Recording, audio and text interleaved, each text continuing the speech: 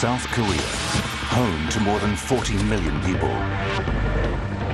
It's an East Asian economic giant, a vital commercial hub in the region. One of the greatest obstacles to South Korea's upward climb is its geography. Some of the world's most impassable terrain exists here. No one has ever tried to cut a route through its 69,000-kilometer rocky landscape until now. $15 billion worth of rail tracks, tunnels, and bridges are to set a course through its mountains from Seoul to Busan, paving the way for one of the fastest trains in the world, the KTX. Nothing like it has ever been attempted before. It's an engineering marvel that will not only change the face, but also the fate of South Korea forever.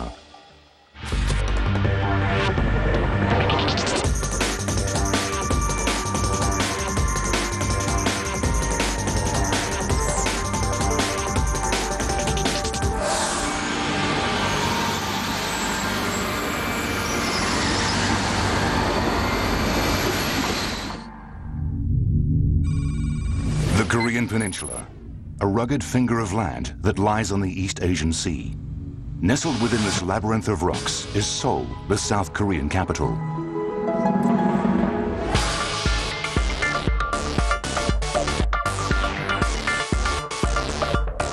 Home to over 10 million people and the heaviest concentration of industries in the country.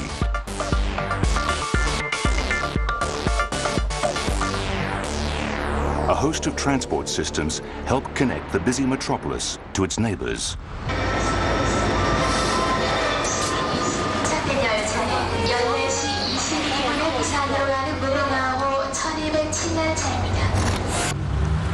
But this million-strong army of vehicles is beginning to clog vital arteries.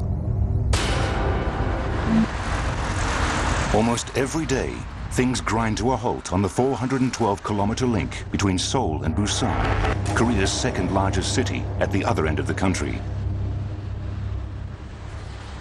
73% of South Korea's population is concentrated along this corridor, creating a nasty bottleneck along a lucrative highway. Busan is the third-largest container port in the world. The thriving harbor city is a hub for trade and tourism, and home to over 3 million people. The problem is, it takes over 4 hours to get from Seoul to Busan. The government had to find a solution. The link between Seoul and Busan in Korea is unique.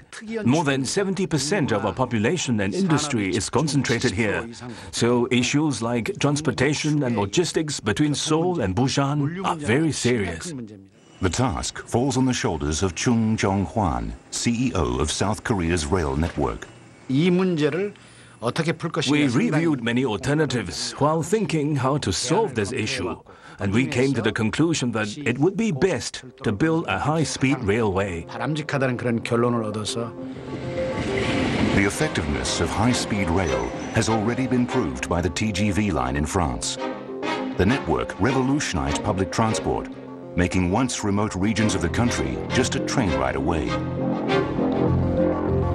Japan witnessed a similar revolution with the Shinkansen, also known as the bullet train.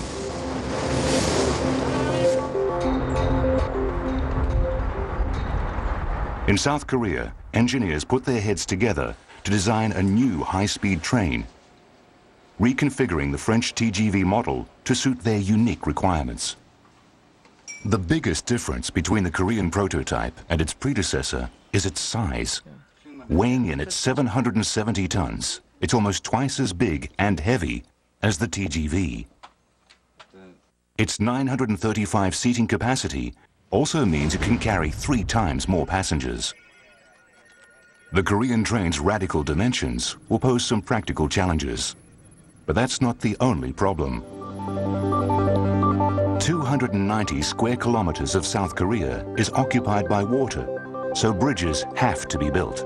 But with over 100 bridges needed for the new railway, engineers must abandon conventional bridge building techniques that take months to construct just a single bridge.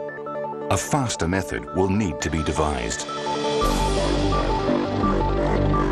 Then comes the bigger test, to lay 412 kilometers of tracks from Seoul to Busan. Korean engineers will have to construct 51 tunnels through 190 kilometers of undulating mountainside. It's a daunting task. The project will require manpower and machinery on a scale never seen before in South Korea. In spite of the odds, the project is given the green light, paving the way for a new heavyweight in the world of high-speed trains.